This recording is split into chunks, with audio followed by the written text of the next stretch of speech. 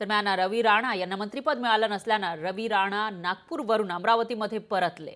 रवी राणाने मंत्रिपदासाठी भाजप पक्षश्रेष्ठींकडे जोरदार फिल्डिंग लावली होती, पण मंत्रिमंडळामध्ये त्यांची वर्णी लागलेली नाहीये। त्यामुळे रवी राणा नागपूरवरून नाराज होऊन अमरावतीमध्ये परतल्याची माहिती आहे। तर नागपुरात अधिवेशन असताना राणा मात्र अमरावतीमध्ये परतले।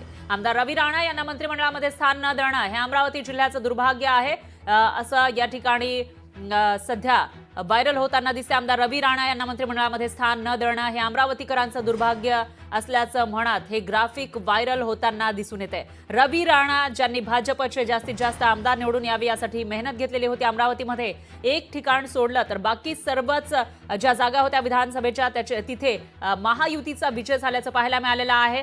पण या ठिकाणावरून निवडून आलेले महायुतीचे मित्र पक्षातील आमदार रवी राणा यांना मंत्रिपद मिळालं नाही आणि त्यानंतर ते आपल्या अमरावती इथं परतले।